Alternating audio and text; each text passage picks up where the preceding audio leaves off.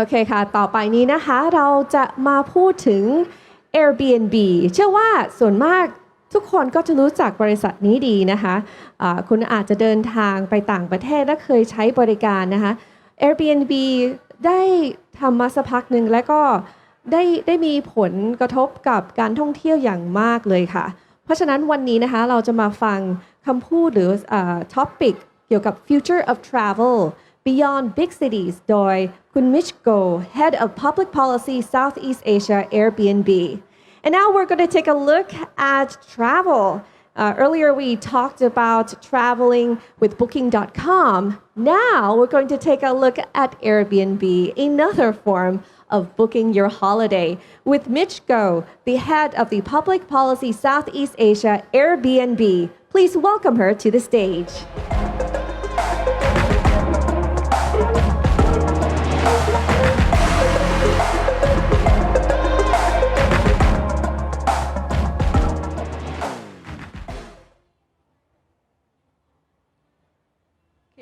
Hi everyone.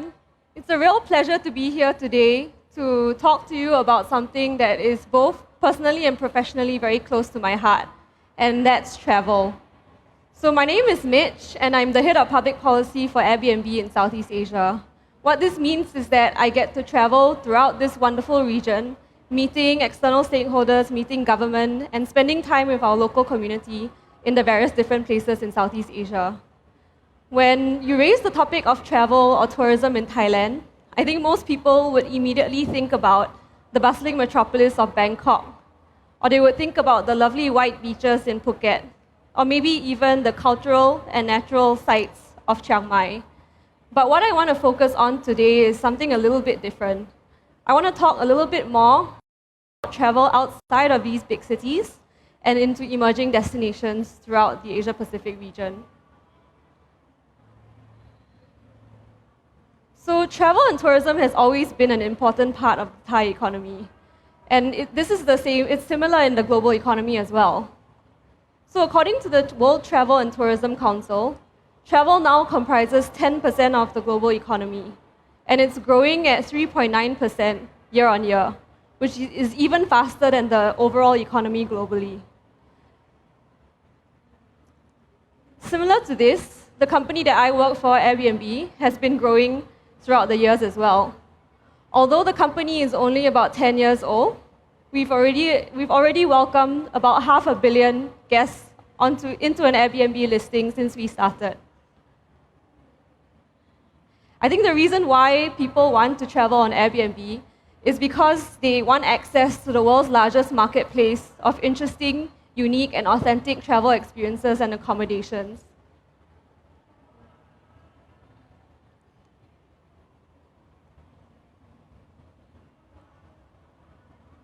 So we're proud to announce that we now have 7 million listings globally available for booking on the Airbnb platform, and that's larger than the top 5 global hotel chains.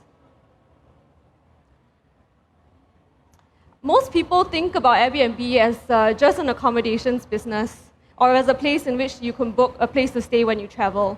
But actually, we've become a lot more than that. We've become a place that people can go to in search of immersive experiences when they travel. So we now have 40,000 experiences available globally. Experiences are essentially a product that allows you to book very hyper-local, extremely immersive activities that are led by local experts in any city that you're visiting. Right now in Asia Pacific, we have 8,000 experiences available for booking, and I think this really speaks to a consumer trend of wanting more authentic, local, and immersive experiences when they travel. So what is Airbnb's mission and what do we stand for?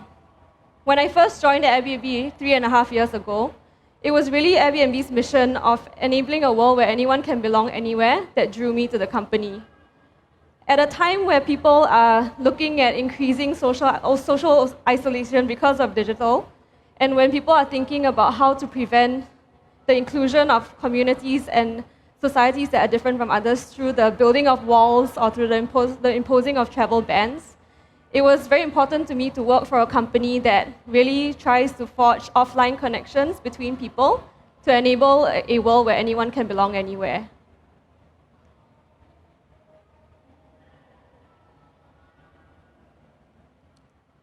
to achieve this mission, we've structured our platform as an end-to-end travel platform. Instead of just answering the question of where you stay when you travel, we also want to answer the question of what you do when you're there, as well as how you get around potentially. Next, I want to touch on the topic of my presentation, which is travel trends in Asia Pacific. So as we were thinking about how to restructure our platform and to become a more immersive end-to-end travel platform, we were doing this precisely because travel trends in Asia Pacific are changing. We know increasingly that millennials are looking for experiences that are immersive, that allow them to access local tips and knowledge, and that allow them to come into personal contact with local people when they travel. And that's also why we've structured our platform as such an immersive experience. So the first large trend that I want to talk about today is the fact that healthy travel is increasingly in demand and on the rise. As travel continues to grow throughout the globe and in Asia Pacific, we know that over-tourism is a challenge that is very real and that is happening in many cities. In certain destinations in countries around the world, Thailand included, we know that cities are becoming increasingly crowded, over-congested, and this is affecting the livelihoods and the quality of life for people who are residents of that city. So that's why we believe that it's important to pursue a more healthy and sustainable form of travel that doesn't just focus on main cities or major cities in a country, and that instead disperses the benefits of travel to other parts of the country. So we know that there is a strong demand for healthy travel, not just from consumers, but also from governments. But what does healthy travel actually mean? So we see healthy travel as really representing 5 key things. The first is that it has to be very local. The second is that it has to be extremely authentic. The third is that it should represent a certain diversity of experiences in a city or a country. The fourth is that it should be inclusive for people and for everyone. And the last, and really importantly, is that it has to be sustainable, so as to make sure that destinations remain destinations for years to come. We were extremely interested in these themes, which is why we commissioned a report to study this and what it looks like in the Asia Pacific region. So interestingly, we found that in 2018 in APEC alone, 12 million guests have checked into an Airbnb listing in an off-the-beaten-path destination, representing a 70% growth rate year on year. So this remarkable growth is showing that people are extremely interested in going beyond large cities to smaller destinations that may not have typically experienced the benefits of travel before. The second, we now have 500,000 listings in these destinations throughout the Asia Pacific, providing a plethora of choice for consumers or travelers who are interested in exploring these places. And finally, and most importantly, Airbnb hosts in these destinations have earned close to $1 million USD through their hosting activity. And this is a really key point, because I think for a long time now, when you look at the travel industry, a lot of the economic benefits have flowed just to big cities in the country, and the smaller cities and the emerging destinations have not really kept up with this benefit. So I think just to reiterate, we are seeing really strong growth to emerging destinations throughout the Asia Pacific region. Notably, I think if you look at travel into China's emerging destinations, we saw 179% year-on-year growth in visitor arrivals. In the Philippines, Malaysia, and Korea, this growth hovered at around 100%. Now, how about in Thailand?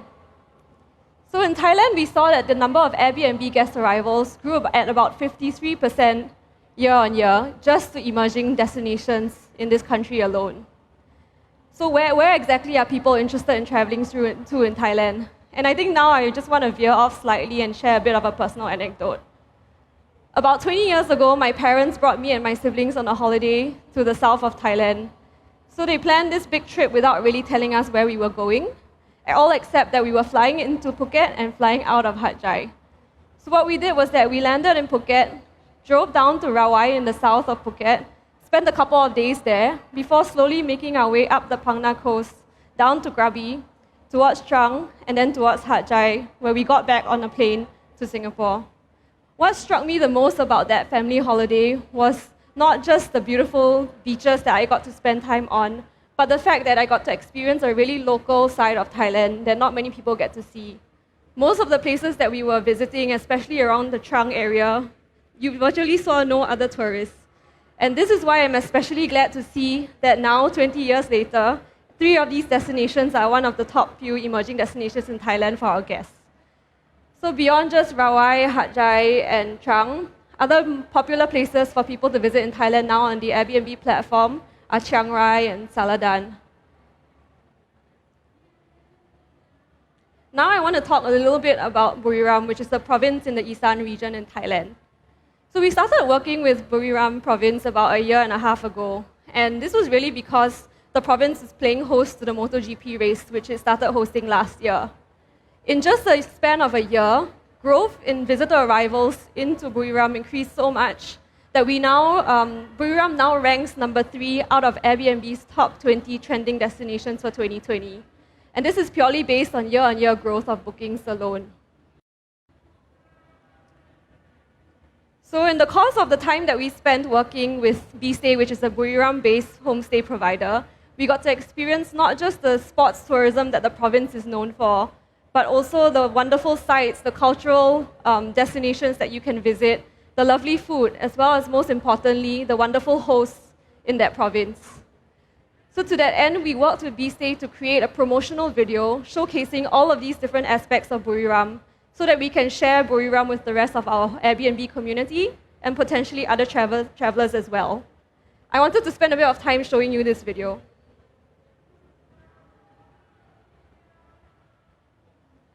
The sound.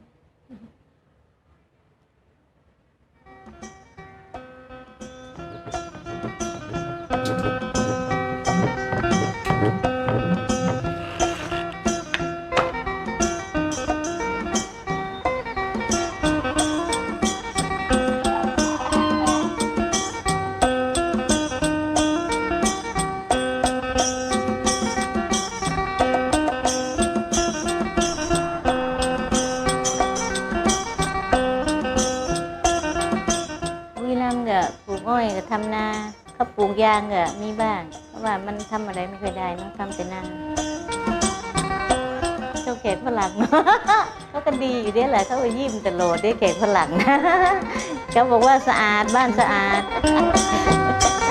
ตอนเช้าต้องถามแขกว่าแขกจะกินอะไรเราก็ทำให้ส่วนมากจะทอดเนื้อต้มไก่ต้มหมูพวกต้มพวกอาหารบ้านเราน่ะเนาะตามน้ำพริกพักชื่อนี่น้อยเกิดรำจ้ะก็ทำนาจ้ะเลี้ยงไก่เลี้ยงเป็ดปลูกผักปลูกอะไรกินว่างจากทำนาก็ไปโฮมสเตย์มีรายได้ดีกว่าบ้านยากว่างอยู่จ้ะก็อยากมีเพื่อนฝรั่งบุรีรัมย์เป็นเจ้าภาพก็จะมาพักบ้านสวนของเราจะมีแขกมาพักเรื่อยๆเพราะว่ามีเทศกาลจากที่บุรีรัมย์จะมีการแข่งรถโมโต GP ระดับประเทศความสุขของแม่ในทำโฮมสเตย์ก็แม่ถือว่ามีสวนมีอะไรแม่อยากสร้างบ้านไว้แล้วมาที่พักแบ่งให้ชาวบ้านที่เข้ามาเขามีที่อยู่เขาอยากพักธรรมชาติในสวนเราแล้วก็ให้เขามาอยู่ด้วยเราแล้วก็อยู่เหมือนเราอยู่ก็ทำอาหารให้เขากินเป็นความสุขแล้วได้แบ่ง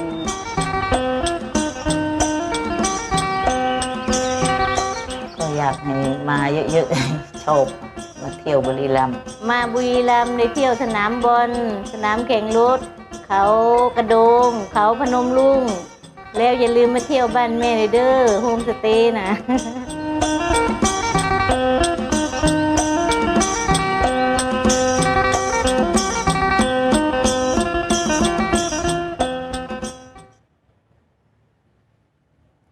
So I think this leads me very nicely to my next big point that I want to make. Buriram largely encouraged travel and tourism into the province through sports tourism or through hosting large sporting events. And that is a trend that we're seeing across the Asia-Pacific region as well. So increasingly large events are taking place now outside of big cities. What this means is that when host countries are thinking about hosting large sporting events or large events, they're now not just thinking about hosting it in the main cities in which they have in their country. They're thinking also about how they can extend the hosting of the events to lesser known parts of the country or to emerging cities. However, this presents these destinations with a small challenge, which is that most of them typically don't have the accommodation infrastructure to be able to welcome the large groups of guests that are coming in for the event. So that's where Airbnb hosts can come in. By hosting visitors in their homes, they will be able to help their countries and their cities support and host the event, while making sure also that the benefits of hosting such large events are spread to the local community. So one example is the Winter Olympics that was held last year in Pyeongchang in Korea. Through that, we saw that Airbnb hosts in the region hosted 15,000 guests, and they earned 2.4 billion Korean won in earnings throughout the course of the event. The second also is something that we've already referenced, which is the MotoGP. So this was just held in September in Buriram this year. And through that, we saw hosts in the province saw a 96% year-on-year growth in visitor arrivals and over 300% growth in bookings. So what this means is that increasingly local communities are able to benefit from hosting of large events that would typically have been confined to just major cities in the past. Moving on to the third point that I wanted to make, it's that we are increasingly seeing more seniors and women becoming hospitality entrepreneurs. So seniors are the fastest growing host segment on the Airbnb platform. And this is also true in Thailand, where we have almost 1,500 senior hosts. They welcomed over 52,000 guests, and in 2018 alone, earned a combined income of 300 million Thai baht. But I think what is most impressive is that these senior hosts are very well loved by the guests who stay with them, with 83% of them receiving reviews of more than 5 stars each. So this is definitely something that I've also been able to experience for myself here in Thailand. I've stayed with senior hosts in Buriram, in Saraburi, and in Chiang Mai. And in every instance of my stay, I've not just been given a comfortable, clean place to stay, but also a really wonderful breakfast the next morning when I wake up. Moving on to women, Thailand already has pretty impressive statistics when it comes to participation of women in the workforce. So 47% of the Thai workforce now comprises of females. On our platform, this is even higher. So in Thailand, we have 53% of our community comprising of women hosts. And in 2018 alone, that was a 60% growth year on year, which means more and more women are increasingly using the Airbnb platform to be hospitality entrepreneurs. And I think what's also really exciting is that they've welcomed over 775,000 guests and earned over 2.8 billion Thai baht just in the span of that 1 year. So what we see now is that increasingly more communities that in the past were not involved in tourism are increasingly starting to take part in tourism activities enabled by the Airbnb app. So I think when you look at these three broad travel trends, the first being that increasingly people are demanding a healthier, sustainable form of travel. The second being that big events are largely being hosted in emerging cities. And the third, that more women and more senior hosts are coming onto becoming hospitality entrepreneurs. I think what this means is that clearly there is a real opportunity to drive tourism in a way that has clear benefits for the country. And at Airbnb, we believe that in order to do so, we need to be working in partnership with communities as well as with governments to ensure that any growth in the tourism industry or in the travel industry in this region is a force for good. Next, I wanted to share a couple of interesting partnerships that we've forged in the Asia-Pacific region that really exemplify what this means. So the first is here in Thailand. Here in Thailand, we've signed 2 partnerships. One with the Department of Local Administration, which is part of the Ministry of Interior, and the second is with the Government Savings Bank. Both of these partnerships are very focused on reviving and rejuvenating homestays in Thailand and with enabling more local communities to be able to learn how to use technology to host people in their homes. So as part of the partnership, we've embarked on training programs, we've shared knowledge about hospitality standards, we've talked about how someone can become a host on the Airbnb platform, and we're already starting to see results from that.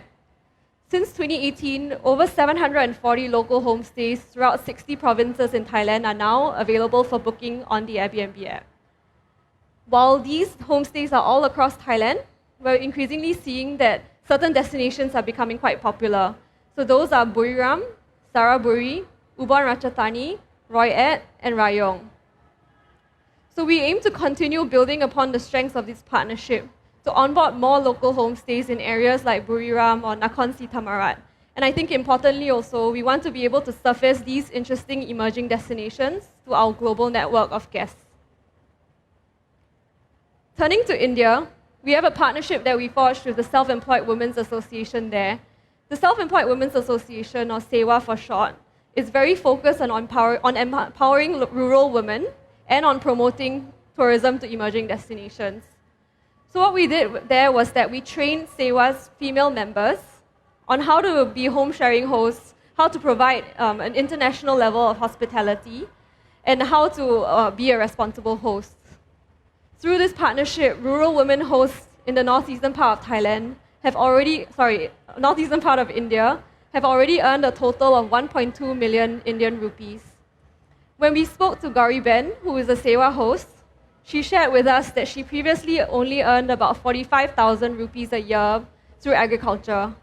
But since she became an Airbnb host, she now earns on average about 30,000 rupees a month alone by hosting and by welcoming foreigners into her home. So this has had a real remarkable impact on her household income and has made a huge economic impact to her local community.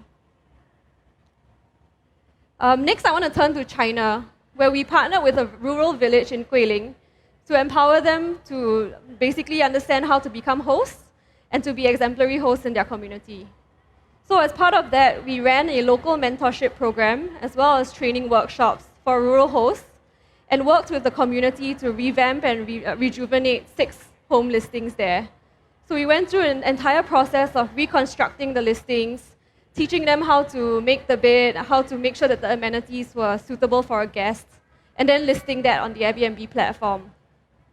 I think remarkably, in the first month of hosting alone, the villagers earned a combined income of 200,000 renminbi, which is a 20% increase in host earnings and a very promising start to the partnership. But I think what was most impressive about this partnership is how the entire village rallied around these 6 listings, providing hosting, cleaning, and upkeep of the listings while working as a community.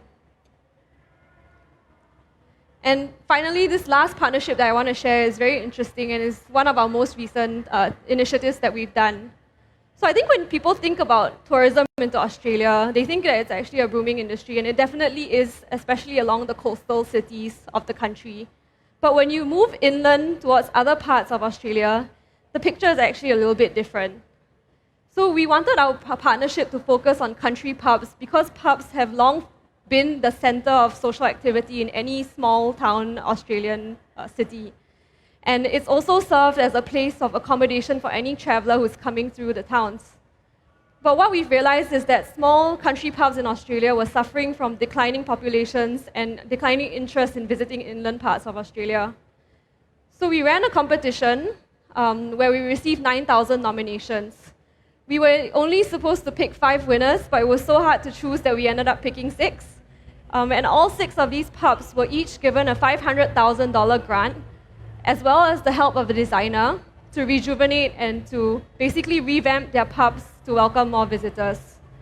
We also matched each pub with an existing Airbnb host who could help give them some advice on how to navigate the platform and how to make sure that they optimize their accommodations for booking. So what we will continue to do with this is to continue promoting small town pubs to our Airbnb community, to remind people that sometimes you have to get off the beaten track in order to take a little bit of time to appreciate what a country or what a destination is actually about. And on that note, I've come to the end of my presentation, and I hope that all of the slides and all of what I've shared have also given you a little bit of inspiration for your next holiday. So next time you visit a country, instead of staying on the well-worn tourist path, why not try and visit somewhere else, somewhere that you've not heard of before maybe. And I'm sure you'll find a good host there. Thank you.